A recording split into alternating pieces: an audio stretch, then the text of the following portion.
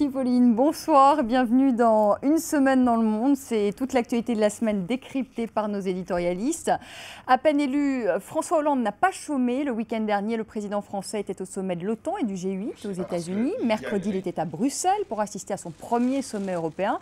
Et ce vendredi, il a effectué une visite surprise en Afghanistan. Alors quel regard nos invités portent-ils sur les premiers pas diplomatiques de François Hollande? Nous leur poserons la question dans un instant. Les Égyptiens ont voté pour une élection présidentielle inédite, la première de l'histoire du pays qui se veut libre et transparente.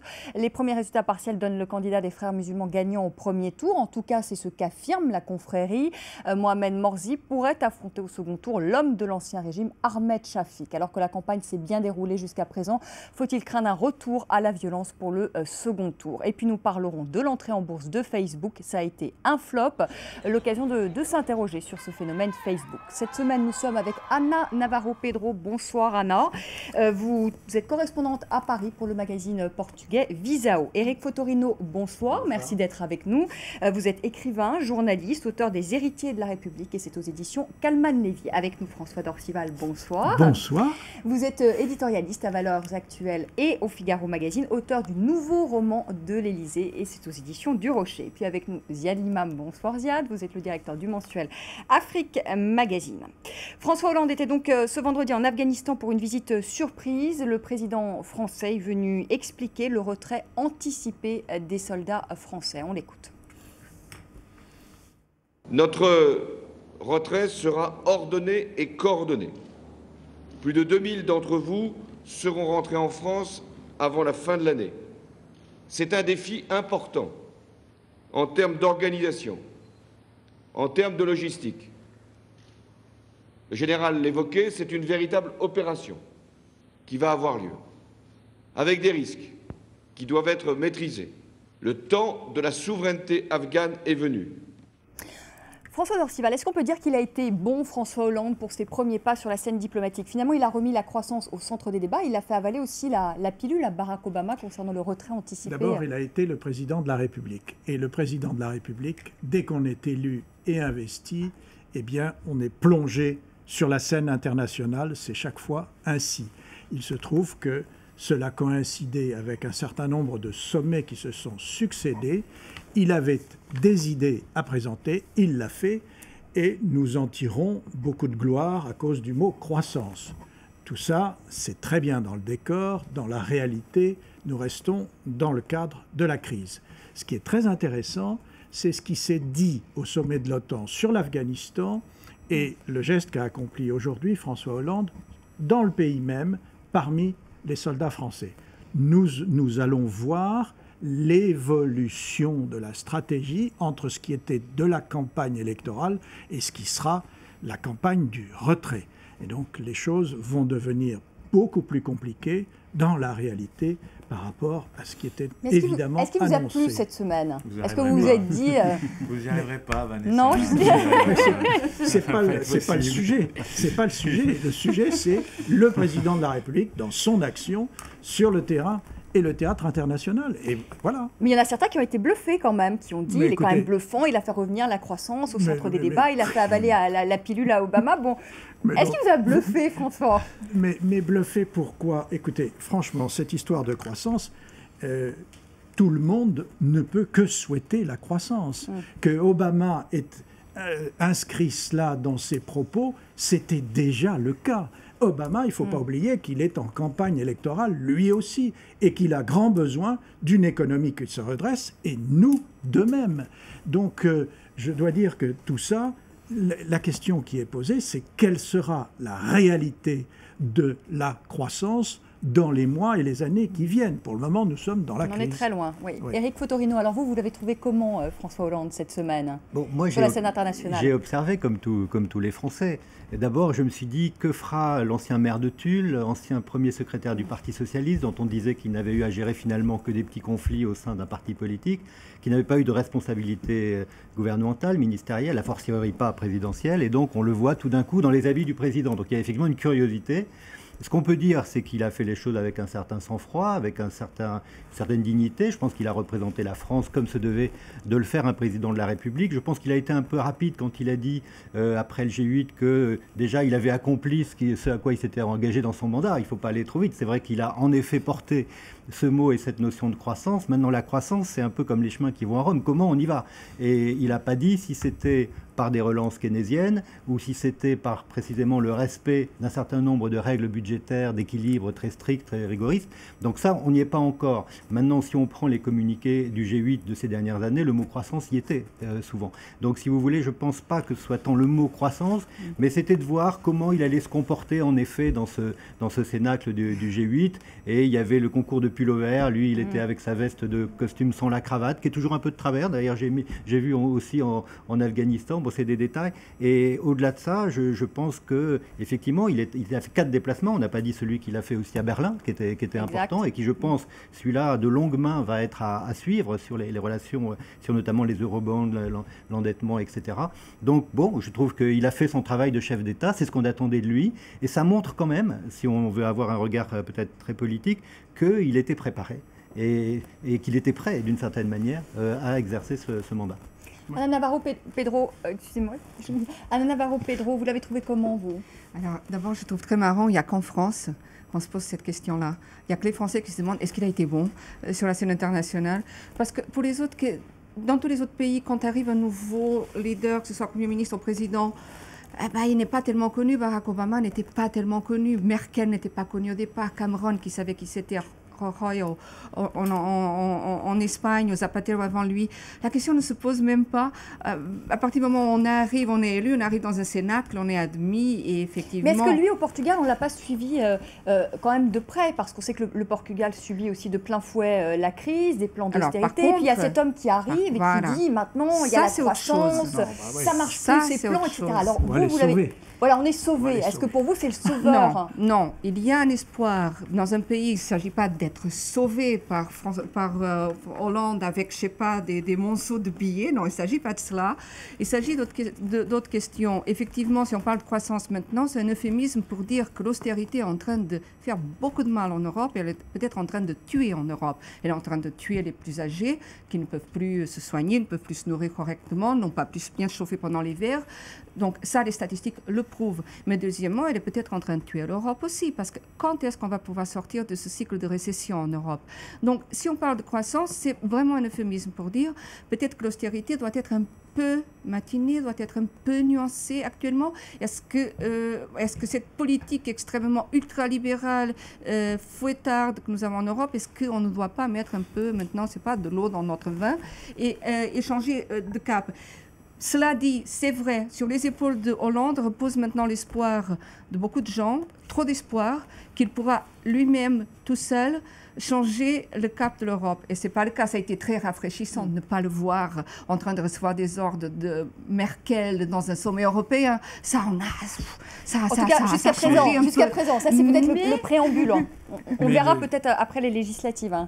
Je pense quand même qu'il ne faut pas sous-estimer ces premières semaines. On a l'air de dire que finalement, c'était un peu prévisible, qu'après tout... voilà. Moi, je trouve quand même que, ce que vous disiez d'ailleurs, que pour l'ancien maire de Tulle et l'ancien patron du Conseil général, comme disaient les Américains, le président de la Corrèze, c'est quoi, c'est où? Je trouve quand même qu'il est très préparé sur le plan personnel, sur le plan mental. Je trouve que les équipes autour de lui, ce n'est pas des gens qui débarquent. Il y a beaucoup de gens qui ont de l'expérience, des dossiers qui étaient préparés depuis des mois, visiblement, à être là. Et sur le plan de l'impact sur l'opinion publique internationale, c'est pas négligeable. C'est-à-dire, c'est pas une espèce de France qui débute avec des types qui s'installent dans des bureaux, qui savent pas quoi faire. Ça, c'est chez nous, pas chez eux. Non. Je pense qu'en face, les gens ont été surpris. Je pense qu'Angela Merkel a été surprise. Elle a été surprise de voir comment le rapport de force dans un Conseil européen pouvait, sur un effet comme ça, être différent. Et quand une opinion publique portugaise ou espagnole ou italienne dit « tiens, il se passe quelque chose à Bruxelles, tiens, peut-être que le rapport de force est différent », je pense que c'est important. Il y a des symboles aussi. Je ne veux pas rappeler, parce que je suis magnanime, je ne veux pas rappeler l'Airbus présidentiel qui faisait Paris-Bruxelles, mais quand on voit un président qui fait Paris-Bruxelles en train... Oui, je sais. Oui, c'est un peu démago. Ça ne va pas durer très longtemps. Non, mais pourquoi? On n'en sait rien. Pourquoi, Oui, pourquoi enfin, ça durera pas l'agenda, longtemps? mais son On a agenda un va pré- être tellement chargé Je qu'il va n'en peut-être sais pas rien. se En tous permettre les de cas, faire, on a un président qui a dit qu'il serait modeste, et les premiers gestes qu'il fait sont des gestes de modestie. Et c'est relativement efficace. Donc donnons-lui une fleur. Ouais, je sais que vous aurez préféré Aubry, mais, Mais dans le pas du cas tout. présent, on fait avec. Je veux dire, il est là. Je trouve qu'il faut être un peu... Je trouve que ce monsieur qu'on a traité quand même beaucoup de flambis, de trucs molles, de rien du tout, de mollassons, je trouve qu'écoutez, on a un président de la République qui a une équipe, qui sait ce qu'il fait, qui se déplace, qui prend des décisions. C'est pas si mal que ça. Nous François, verrons ce que Pour les cela- premières semaines. Oui, non, mais les premières semaines sont des semaines, vous l'avez très bien expliqué, ce sont des semaines où l'on apprend à connaître. Voilà. Oui, mais Il quand s'est Ziad Limam, François présenté Dorcy... à ses homologues, et les homologues en question l'ont découvert, puisqu'ils ne le connaissaient pas physiquement, et de la manière qu'il a de s'exprimer, de dire son point de vue, de défendre ses arguments. Donc tout ça, c'est Oui, nécessaire dans le club international. François, les Maintenant- eurobonds Mais étaient les morts. eurobonds, Non, mais attendez, ne c'était racontez mort pas. il y a 3 mois, plus personne n'en parlait, Mais c'était non, hors mais circuit. jamais. Ce n'est Mais plus jamais. tout à fait hors circuit. Mais bien On sûr. Oui, peut mais en c'est une reparler. Enfin, bon. diversion. C'est une Mais diversion par mais rapport à on la va pas- Grèce. On ne va pas bien sûr. centrer tout notre propos sur les eurobonds. Non, je ne centrerai pas, Il je disais, faudra voilà un un exemple. certain temps avant que ça vienne. En revanche, nous sommes plongés dans l'affaire de la Grèce. Il se trouve que le deuxième tour de nos élections législatives ont lieu le même jour que les élections en Grèce. Donc les deux résultats vont 17 être juin. importants le 17 juin. Et tout ce qui compte dans une négociation internationale, ce ne sont pas les communiqués, c'est l'action qui suit. Les communiqués indiquent une direction qui est toujours celle du consensus. Et tout le monde se met d'accord. On ne veut pas de crise, ni à l'OTAN, ni au sommet européen, ni dans les dîners européens, parce que chacun a besoin de l'autre. Et donc, en effet, le sujet numéro 1 sera que sortons-nous de ces premiers pas, qui sont des premiers pas, en effet, dignes d'un président de la République française. Bien, mais voilà. Oui. Les changements de mots ne sont pas que sémantiques. Le fait que le débat se soit légèrement déplacé sur les moyens de la croissance, comme disait Eric, comment on la fabrique, comment on la fait, c'est quand même très important. Et c'est quand même de l'espoir pour un certain nombre de gens en Europe qui subissent de plein fouet l'ajustement social qu'on leur impose. Et je rappelle que l'ajustement social, il touche les classes moyennes et les petites Et avec des et les recettes petites qui gens. datent d'il y a 25 Et avec des ans, recettes qui qui n'ont datent du jamais Fonds marché. monétaire national qu'on a appliqué au Burkina et au Mali il y a 25 ans. Non, mais Donc pourquoi c'est pas, je veux dire, c'est Pourquoi pas. on a appliqué ces recettes? D'ailleurs, elles n'ont pas marché en Afrique non plus. On a mis les pays Bon. à genoux. Ouais, d'accord. On n'a pas Non, investi dans le public. Malheureusement, il y a un fait quand même. Malade est guéri, mais il meurt, évidemment. Donc, François Dorcival. il Mais dépense plus. le fait auquel on n'échappe pas, c'est la dette et les déficits de chacun de ces pays. Bien sûr. Pourquoi ces pays se Oui. sont-ils lancés dans Mais alors, l'endettement à ce point? Ben, nous aussi. J'aimerais pouvoir vous Voilà. rassurer là-dessus parce que le Portugal était moins endetté que la France ou l'Allemagne en 2007, au moment où commence la vraie crise financière et économique en Ouais. Europe. Donc, regardez la table des statistiques Eurostat. Indiscutable. Sinon, OCDE. Portugal, Espagne, moins endetté, avec des budgets équilibrés pour Et l'Espagne. la bulle Et la immobilière en Espagne qui a tout fait sauter. Alors, il y avait une mauvaise gestion, il y avait certainement des oui. erreurs, mais faut arrêter Mais nous dire que ce c'est- dogme absolu que ces pays Mais sont non. excessivement endettés parce qu'on l'était moins. La dette était peut-être pas celle qui devrait être par rapport aux économies et aux structures économiques de ces pays. Ça, c'est sûr, mais on était dans les limites de Maastricht. Et on était mieux que la France ou l'Allemagne. Donc il y a des questions, il y a des dogmes absolus dans cette histoire dont on ne se défait plus, mais c'est dommage parce qu'ils nous emmènent vers de mauvais chemins et de mauvaises solutions. Et Éric Fotorino, un mot aussi sur la relation franco-allemande. Ziad Limam dit que le rapport de force est peut-être en train de s'inverser dans ce couple franco-allemand, ou peut-être de se rééquilibrer. Est-ce que c'est votre sentiment également? En tout cas, vous vous souvenez qu'Angela Merkel n'avait pas souhaité recevoir le candidat François Hollande et qu'elle avait, à un moment donné, on avait compris qu'elle allait soutenir Nicolas Sarkozy, qu'elle serait même venue à un de ses meetings. Bon. Donc effectivement, de ce point de vue-là, il est certain qu'il y a une forme de rééquilibrage. Mais je pense quand même qu'il y a une dimension qui existe aussi pour François Hollande, qui avait existé pour Lionel Jospin quand il était devenu Premier ministre, dans un autre contexte de cohabitation, c'est la chance. Et c'est vrai que quelquefois, vous ne savez pas comment tout ça vient, mais Jospin, quand il devient Premier ministre, à un moment donné, la croissance revient. Et pendant plusieurs années, il y a la croissance. Et effectivement, je pense que aujourd'hui, alors la croissance, c'est pas comme disait De Gaulle, il faut sauter sur une chaise en disant la croissance, elle va revenir. C'est pas de l'incantation ou du vaudou. Mais j'ai quand même le sentiment qu'aujourd'hui, il y a en effet une sorte de consensus pour se dire l'austérité tue. Au bout d'un moment, ou alors fait monter les extrêmes. Regardez, le jour de l'élection de François Hollande, il y a l'élection grecque, et ce tour-là est terrible et funeste pour, j'allais dire, l'Europe classique dans ses volontés, dans ses intentions. Quand vous avez les partis nazis et d'extrême gauche, très très à gauche, qui prennent l'ascendant sur les partis classiques, vous dites on est allé trop loin. Donc effectivement, moi aussi j'ai en tête les plans d'ajustement structurel d'une autre époque du FMI, de la Banque mondiale, en Afrique et dans d'autres pays dans les années 80, où on disait c'est une thérapie de choc, mais c'était une choc sans thérapie aussi. Donc je pense quelquefois quand le choc n'est pas accompagné vraiment d'un redressement du malade, mais en tout cas nettoie toutes ses cellules, mais le fait qu'il ne bouge plus les pieds, je crois que personne n'a gagné. Parce qu'on est dans un monde justement ouvert, avec des échanges commerciaux, avec des échanges globaux, et ça c'est très important. Voilà, donc je pense qu'il y a à la fois peut-être un début de rééquilibrage, mais surtout la prise de conscience qu'il y a un danger à avoir des politiques d'austérité qui ne sont pas des fins en soi. François Dorcival, vous pensez qu'ils vont trouver un compromis, la chancelière allemande et François Hollande, notamment sur la question des eurobonds? Écoutez, le compromis, il est indispensable. Il ne peut pas y avoir de rapport franco-allemand sans que la France et l'Allemagne s'entendent, parce que c'est indispensable à la bonne stabilité de l'Europe. Donc ça, c'est nécessaire, et évidemment, cela se fera. Maintenant, il y a des différences d'appréciation, de doctrine, et pas seulement de doctrine, concrète sur un certain nombre de points. Les eurobonds en sont un. Qu'est-ce que c'est que les eurobonds? Et donc on trouvera d'autres trucs qui seront les europrojects, etc. Les eurobonds, ça consiste à mutualiser les maladies de tout le monde, à les mettre ensemble pour que ensuite l'Allemagne paye. Naturellement, l'Allemagne ne veut pas payer pour les pays du Sud qui ont besoin de faire des efforts de gestion. La question numéro 1, ce n'est pas celle-là, c'est que va-t-on faire pour et avec les Grecs? Ça, oui, c'est une question.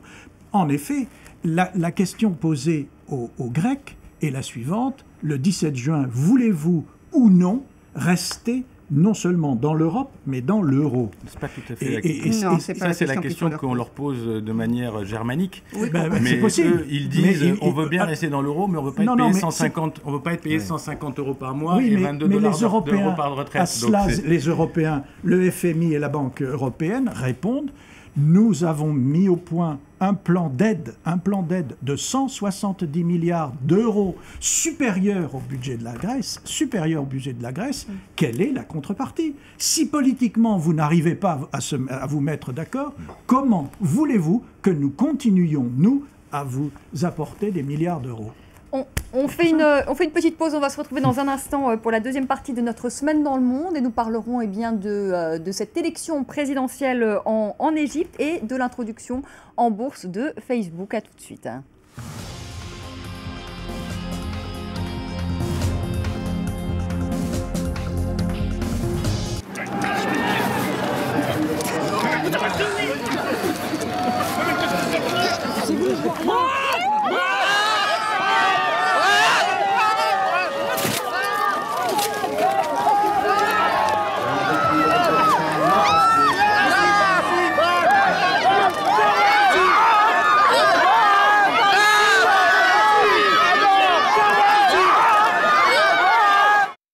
Festival de Cannes, jusqu'au 27 mai, sur France 24.